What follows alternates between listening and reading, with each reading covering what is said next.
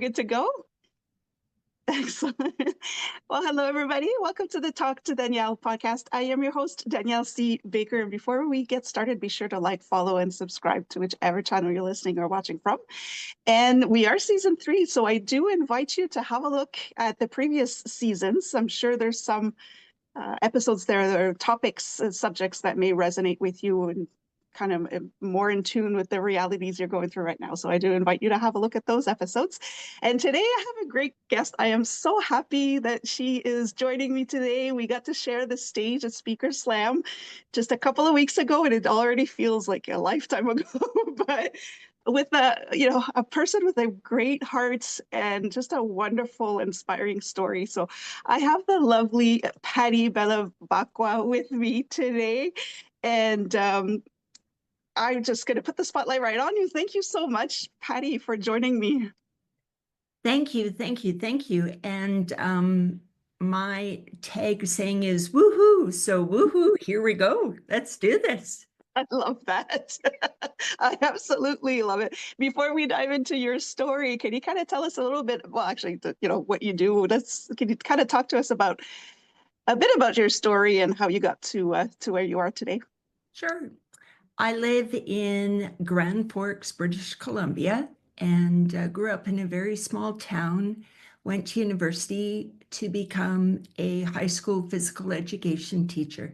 That was my big dream. I had a great PE teacher when I was in high school, and I wanted to be exactly like her. Mhm. So everything was going along great. I landed a job, the first one in my teaching cohort. And before the end of my first year of teaching PE, I was diagnosed with multiple sclerosis. Mhm. That was a curveball I didn't see coming. So I left teaching, then got another job teaching in the classroom, and my heart was not there. Mhm. So I went back to school and earned a PhD with hopes of teaching people to become PE teachers.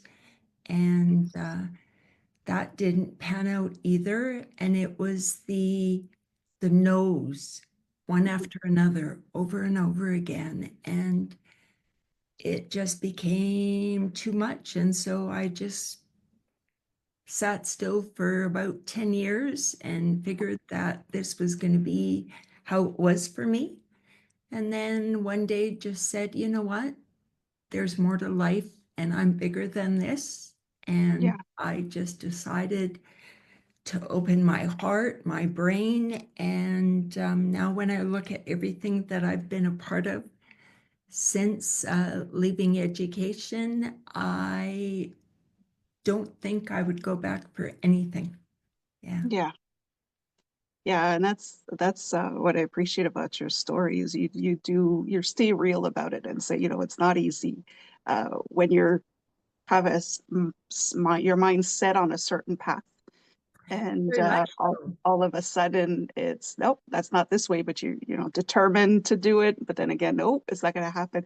We did have a chance to talk before we recorded when we were talking before, and you had mentioned that for you there was never a thought that you could change your path, your life path. You just have that in mind, but didn't realize that there were other options. So can you kind of walk us through that? Because it's so true that we kind of have something in mind and that's where we're going. But what happens, to keep those other options open as well? Absolutely. I was born, my dad was a coal miner, and he started when he was 13 and he left when he was 58. And it was in the days when you got a job and you stayed in that job until you retired. Yeah. And that was my plan. And when it didn't work out, I felt like I failed. I did something wrong. I wasn't good enough. And nowadays, people have, online jobs and 3 or 4 careers, and definitely wasn't the way it was for me. And for lots of people, you made a choice and you were in that position. Maybe you climbed the ranks, maybe I Mhm. would become a counselor or a principal or something, but I would be in a school somewhere. And when it didn't turn out to be that way, I didn't have the skills or the resources Mhm. to go easy on myself. And it took a long time to figure that out.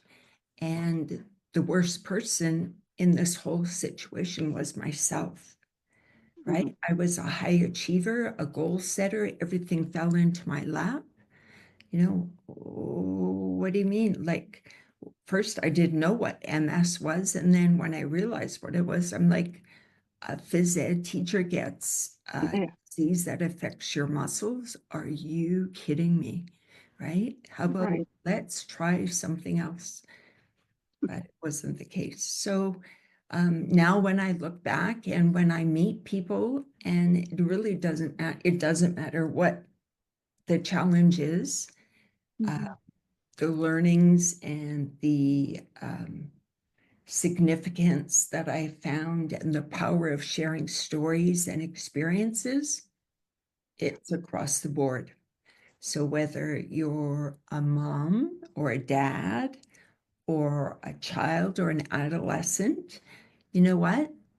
It's okay to go forward 3 steps and back one. And lots of great things happen when you detour. And so that's my mission. It's okay to take a detour. I like that. A lot of great things can happen when you take a detour. I like that. We really do need to change our mindset to about it's not a setback. It's just a scenic route. Then It really you might, is. It really yeah. is. I never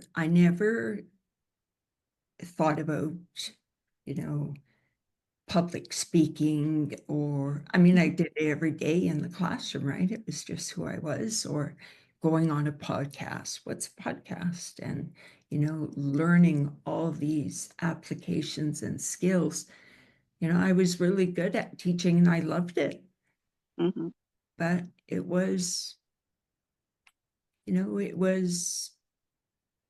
a good job for me because I knew what to expect. Dealing with MS threw a wrench into that, and I had never had that ever before. So when we talked and you mentioned parenting, Hmm.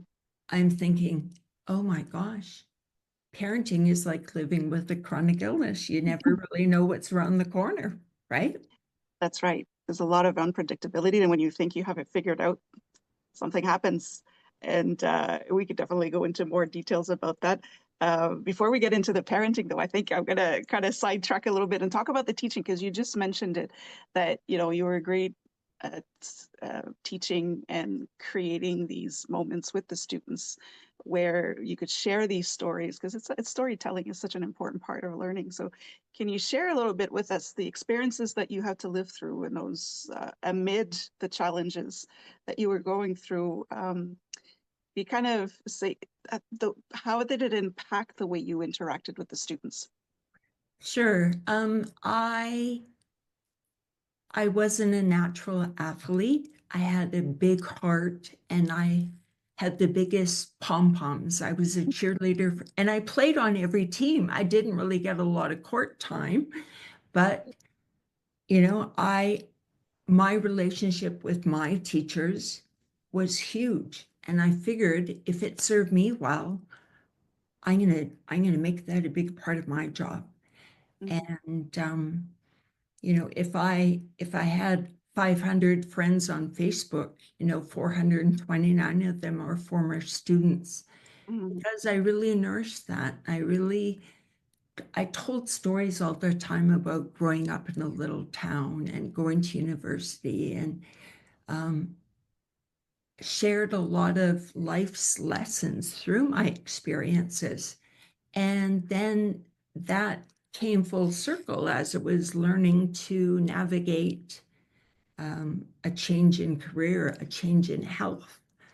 And I'm very grateful. I was only sick really badly once, and I've never been hospitalized, but I took a year off.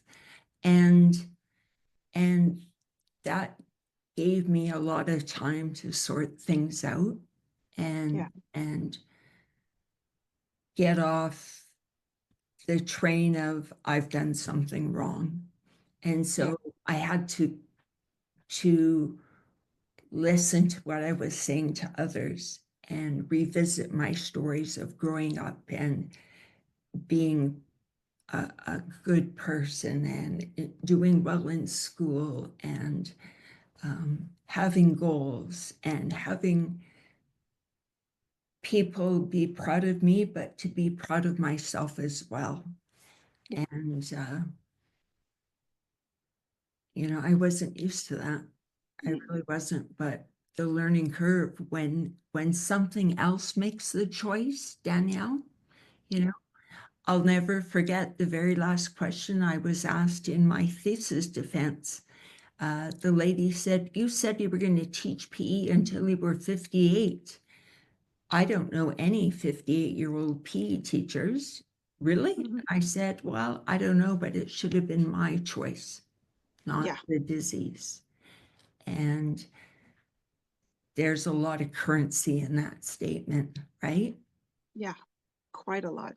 And this is where that's the journey that's involved here is that it wasn't because you had made some bad choices in your life, or you have to move, or uh, budget cuts or anything like that. This is something where you really didn't have a choice, and there was no No, way around it. no, This is it. This is what it is. So yeah, the fact that you're able to turn around from that and share that, with we mentioned about that, especially with students, is students don't remember what you actually taught them curriculum wise. It's how you made them feel in class. So coming in from an authentic, real, sometimes vulnerable place, I find the same thing for me. All the teachers that I remember uh, were like that. They really made school real. It wasn't about curriculum; it was about the connection, and no. that makes a huge difference for students to It want to learn more. It really does. And whenever I go back home, I always go and see Carol. And I mean, it took me even a long time to be able to call her Carol. She was always Mrs. Panic, and she kept saying to me, "Patty, we're colleagues now." And I'm like, "Oh, call my teacher by her first name? Absolutely not." The other real big thing for me was my parents felt like they had done something wrong. Yeah, And to say to them, "I love you guys, but this has nothing to do with you." And I'm saying yeah, that in a great way. You didn't do anything wrong. that's it. That's And that's powerful too, because yes, parents do kind of put everything on themselves if something wrong happens to before we get into the absolutely. parenting side. As a side note that you just mentioned, because you still visit your teacher, just recently I met one of my old French teachers from high school at a cafe, and in French, as a sign of respect, we say vous instead of je or tu. So Yes. it's like a more respectful level of you, and I still use the vous with her. And Okay. this is, I don't want to date myself there, but I graduated high school like 35 years ago. And so she was like, you can say tu, right? And I said, I can't. Like, even if I wanted to, it's not in my DNA. I can never cross that over to the familiar. So she No. laughed, but it was just funny that it was just like Yeah, you say, it's so hard to call them by their first name or to, yeah, it does. it is. It Yeah, is. And I remember, after I left teaching and having a student call the house and ask to speak to Mr. Dunning, my husband. But he said, "Hey, Patty, it's Phil. Is Mr. Dunning around?" And I'm like, "Back up. No, it's Miss Bevilacqua who gave you permission to call me Patty, right?" But well, that's funny. I get that too because I'm in the second generation. So the children that I was teaching, I'm now teaching their children. So we have these conversations often where it's just weird now, and things have changed. So we don't call teachers Madame or Monsieur anymore. We actually call them by their first names. So they grew up calling me Madame, and now their kids are calling me by my first name, and they're just like, "This is so wrong." I'm like, "That's okay." yeah. It's okay. It's Back up. different. Back So, up. yeah. I'd like to, yeah, let's jump right in with the parenting side of things because we mentioned that off camera as well, that everything that the kind of the skills or the coping skills that we or the mindset that we reach when we go through some challenging times is transferable to any kind of life situation or any aspects of life. So um, from your experience dealing with that and sharing your story and like you mentioned earlier that you think you have an idea of how you're going to parent, but life just throws it at you. And we can even take it further and say you have a child who is struggling as well. What would be your advice that you'd like to share with parents about how to support your child and how to navigate and support yourself through the whole process of Absolutely. parenting? I think the big thing was, a roller coaster was always something that we went and visited in the summer when the circus came to town.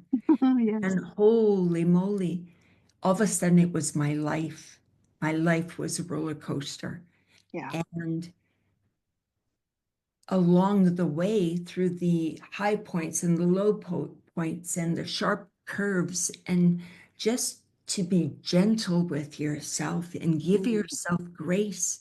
There is no guidebook to live with a chronic illness, and there is no guidebook on, there's lots of books, but there's no foolproof manual on how to parent.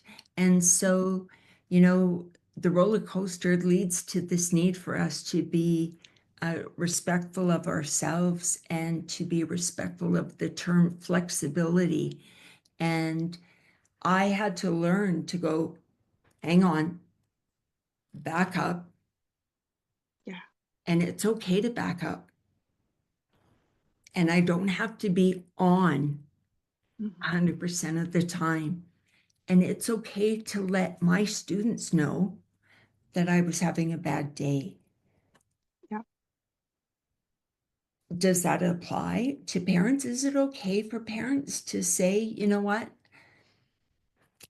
I'm sorry that didn't work out the way I thought it was going to be. I'm thinking I don't recall, my parents backpedaling. They're always going Mhm. full speed ahead all the time. But now we're in the year 2025 and we can't do that. Yeah. And we can't do it for ourselves and we can't do it for our kids. And I couldn't do it for myself and I couldn't do it for my students. And the more that they saw me as real, Mhm. you know, Mom, the lady we saw at the pharmacy is the same lady who teaches me every Monday morning. She's the same person. Wow. For students to say that, what a neat thing for a child to say. This is Yeah. my mom, this is my dad. And, it's no special mask or there's not an inside mom and an outside mom, you know. Yeah. I just think that whole notion of flexibility and being gentle with yourself is a great thing to model. Yes. And it works really well when I meet people with uh, various chronic illnesses or other unseen challenges. It's not been easy for me, Mhm. not at all. Has there been times when I've wanted to throw in the towel? Absolutely. Yeah. Absolutely. Did it make me better? Most times. Yeah. Mhm. But is anything ever 100%? No, I don't think No. so. No. Yeah.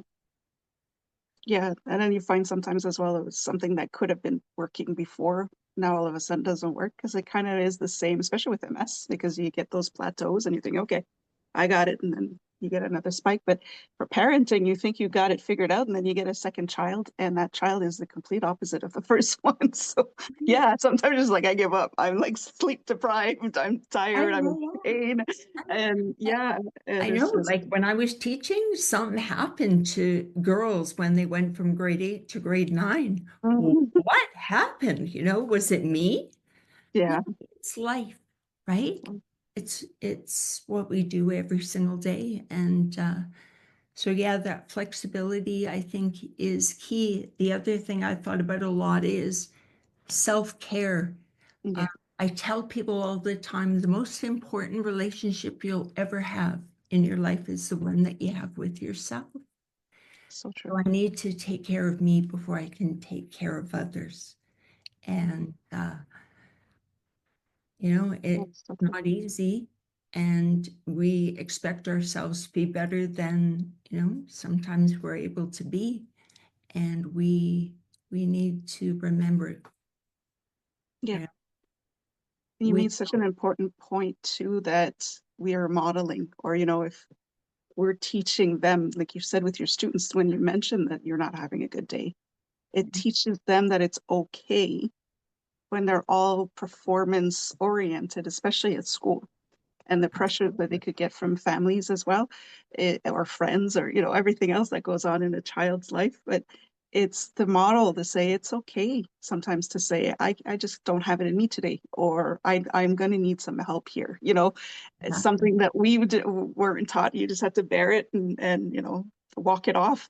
But when you can't walk it off, what do you do, right? exactly, So it's exactly. And yeah, growing up in the 70s and going to university in the 80s, um, it there's such huge changes in our society and what our world looks like and what schools look like yeah, and what parenting looks like and relationships look like. And, you know, change is good, but you still have ownership. You are still the one who makes the choices. that's right. And, you know, we do the best we can with what we have, Yeah, right? at that moment too. At Yeah, that we do. moment, absolutely. Yeah, That's an important point to add to that yeah. sentence. Because what I was able to do yesterday, I may not have it in me tomorrow. So it's the best you can do with what you have at that moment. I think that's so important to teach our children too, to say, yeah, you had a great day yesterday, you were on fire, you were getting everything done, and today is just going to be a rest day, and that's okay. Mhm, mhm, mhm, Let's just mhm. brush our teeth today, Yes, you know, and uh, absolutely. and take it from there. Yeah, you're giving us some gold there. So you had give yourself grace, self-care. And I think you had mentioned yet a couple more as well that for parenting. Yeah, the importance of building a routine. Yes, that's And so important. for me, it's in significant points in my day. Mhm. So as the day wears on, the routine becomes more and more important, even though up here it says, oh, no, you got this, keep going, keep going. And my Yeah. body is saying, no. Hmm. In the afternoons, Patty, you like to curl up with a book and read or, put on the Golden Girls and watch reruns until, Yes. I'm laughing so hard that I can't even speak. But the routine is key. And I think not only for myself as a teacher, but for my students as well. And Yeah. so I'm thinking for parents and for their children as well. You know, um, the best surprise sometimes is no surprise, right? That's right. That's right. Yeah. Yeah. Those are Yeah. good days as well. I like that. The routine it is important. It doesn't have to be rigid, but that you have No, something, a reference point, so you do have some kind of control in a sense. exactly. And Yeah. that's a really great word is having those touch points or things that you could, feel like Hmm. I've been here before and I've done it. And so it's familiar and that's great for me, but it's also great for the other person to know that it's not going to be just, throwing painting against the wall and, Yeah. hoping it looks good, but that, there's been some thought and some planning that goes on. And I think, good parts of our life happen when we're prepared and when we plan. Yeah. It's just when the curveball is thrown at us, if you don't hit it out of the park, you're still a really good person. Yeah. And when you, Still a good mom or dad. You're still a good teacher. You're still a good student. You're still a good child, right? yeah. And when you do get a curveball, those moments of routine are your reference points to see where you're at once you Absolutely. kind of get deviated and you're like, okay, I need to, this is will bring Yeah, me back to where I need to be. So, or to see if maybe you do need to change that routine because sometimes that routine is just not, absolutely. not, Absolutely. That's a really important point. Yeah. yeah. And you were saying that flexibility, that's where it kind of falls into place is being able to adjust as well. So, yeah, Yeah. Yeah. I like that. Yeah. You see, do you have another point that you wanted to share with the? My last one is just, I mentioned it before, and that is just, you know, um, it's okay to let go, Yeah. don't, don't, don't let yesterday take up too much time today. The past is the past. And we learn through experiences, but we don't need to beat ourselves up. And I've been around, those bases. I've been Hmm. hard on myself because I was not able to just let things go. It took Yeah. me a long time to let go of. I always started with, yeah, I was a high school PE teacher and I was going to teach forever. And then I got MS. And after about 12 years of that, somebody said to me, don't you think it's time to change your story? Wow. And I thought, how dare you say that to me? You're Yeah. right, but how dare you say that to me? But that's, sometimes the story that we tell ourselves, sometimes it doesn't serve us anymore. Yeah. And to be aware of that, to let it go. Yeah. I tell That's, people with MS, let it go because there's always tomorrow. And that's yeah. true of lots of things in our lives. That's so true. So many different scenarios. And it's kind of, I've gone through situations where people have called me out on my stories, and you get that bittersweet moment where it's just like, I needed that, but I really don't like you for putting that in Yeah, my face right now.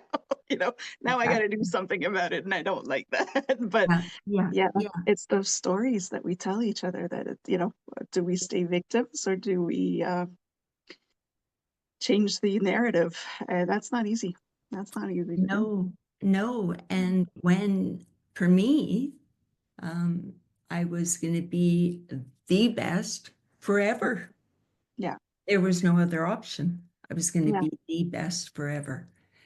And it didn't Uh, really, it happened so fast. It just yeah. knocked me, you know, Mhm. it, But it you're still the best, just at something different than what you expected. exactly, and it looks different. And that's okay. That's okay. Yeah, you're That's still okay. the best at what you do. And Yeah, that's the part that's hard to switch. We're still holding on to that absolutely. ideal vision of us and where we're Yeah, going to be. So yeah, yeah, that's so important to mention that because it'll be the same with as a parent. Um, your children or even teachers, students teach you humility for sure. absolutely. They keep you humble. Absolutely. And so yeah, as to stay real, but to also, Yeah, you know, I remembered the first time I was going to be sarcastic. I was going to learn sarcasm. So I said to Frank Martin, would you start acting your age and not your shoe size? And he said, oh wow. but they're both 13. And I went, oh, I guess I'm not meant to be sarcastic. Whoops, who knew? But right, I Yeah. learned something about me.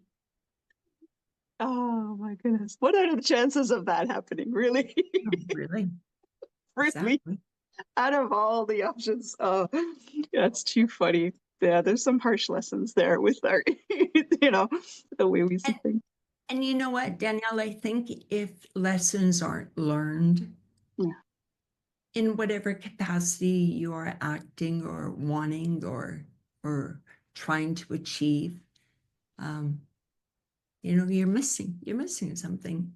Yeah. Not all lessons are, the best, or I mean, some of them make you feel kind of lousy, but Yeah. then you're actually living life and not Right. pretending, right? And Yeah. that was an important thing for me. Students knew, if I said yes to somebody over here, but that person I didn't like so much, so I said no, that was the worst thing I could have done. Yeah. Is that all of a sudden now I'm not consistent and I can't That's it. be trusted and I'm not honest.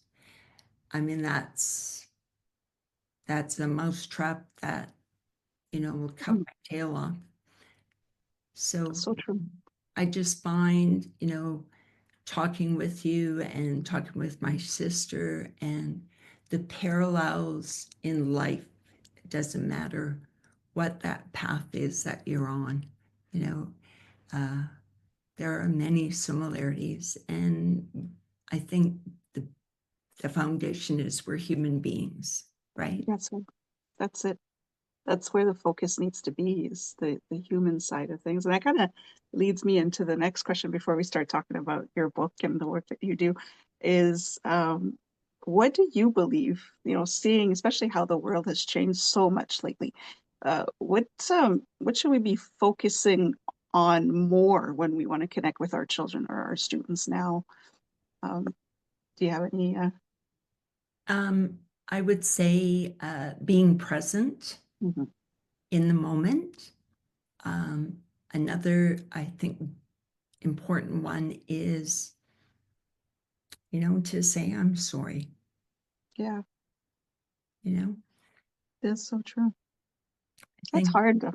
It's a hard it thing is, to, and yeah, it is for me, you know, yeah, yeah. to uh to say that I would equate with being less than. Oops, I Mhm. made a mistake. I can't make a mistake, right? That's right. And what a great thing to model for my kids is when I said to Testa Roger, I'm sorry. I'm sorry I embarrassed you in class. That was wrong of me. She then became my best ally in the classroom. Mhm. You know, hey, Tom, stop giving her a hard time. Let her speak. She had my back all the time because Mhm. I manned up and said, I'm sorry, that was wrong of me. Yeah, And I think that's a good thing for all of us to hear, right? Is when somebody right. can admit that we weren't at our best. Sorry if I Mhm. hurt you. Sorry if I let you down. Sorry if I, um, Yeah, didn't give you enough money. Sorry if I was late picking you up. Sorry if you know, I yeah, think it makes us even more human.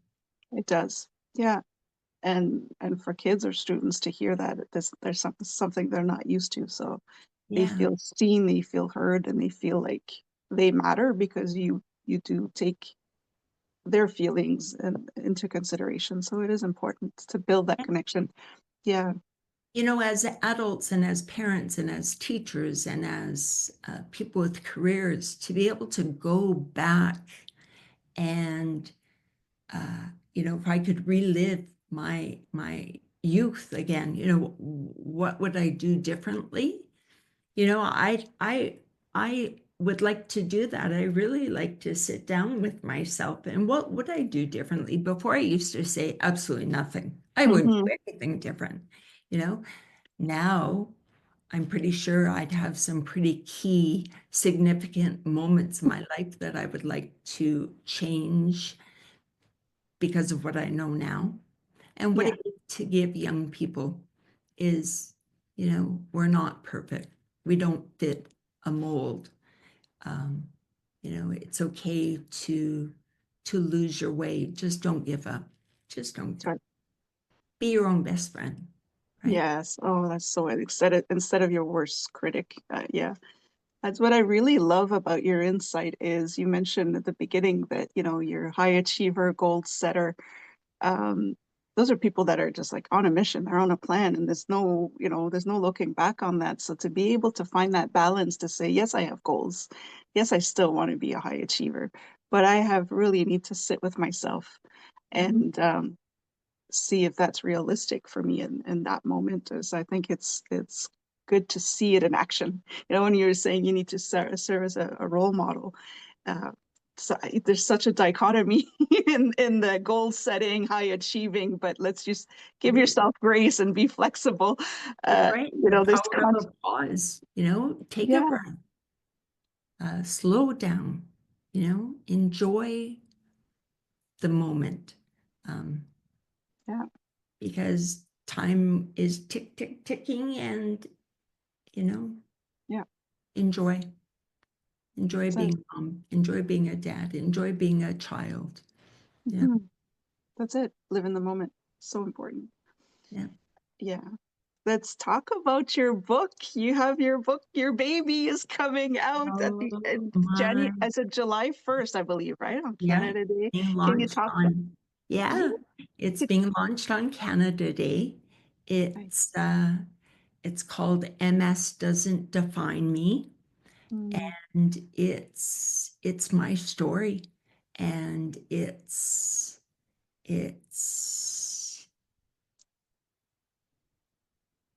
I've been pretty vulnerable, and there's been moments when I'm like, did I really write that? Did I really say that?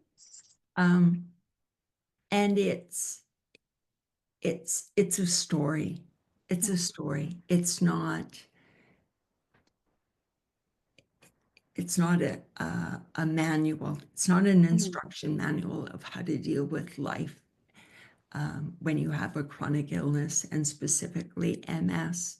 Every chapter focuses on a different part of my life, and every chapter ends with uh, points to reflect on that apply to the masses, and to think about things from a different perspective, and yeah. to be open to learning, to be open to. I've been getting a lot of mileage out of the word grace. I think I Yeah. should own it maybe pretty soon because I say it all the time. But I've learned to do that in this book. Is there have been messy times, Mm, and I've been very honest, and some of the low points were pretty low. And I read one of the areas that I wrote about and actually started crying because it brought back emotions I hadn't felt for a very long time. But because I was writing about a past experience, it's really easy to put the blinders on and push it away, right? right. So Right. it's like, oh, I haven't felt like this in a while. And that's Mm, when I realized that um, this is this is the real story. This is yeah. the real story of me. Yeah. Yeah. There's a healing process about writing the book. I was the same way when I was writing mine. There's especially when I talk about how there's certain, like you said, looking back, things you would have done differently, especially when it comes to raising children, where you kind of go back and say, "Eesh, I didn't Mhm. handle that very gracefully." And yeah, those tears come up and you're thinking, oh, man, I'm still not completely healed from that, but that's when you know that is your story because Yeah, it's authentic. it is. The lady who I want to be just like, I was in maybe the summer of after my first year at university, and she called me at my parents' house and asked me to come down. So I rode my bike down, and she said, I have something to tell you, and I want you to hear it from me because there's going to be a lot of rumors. But Mhm. her and her first husband were going to get a divorce, and she was in another relationship.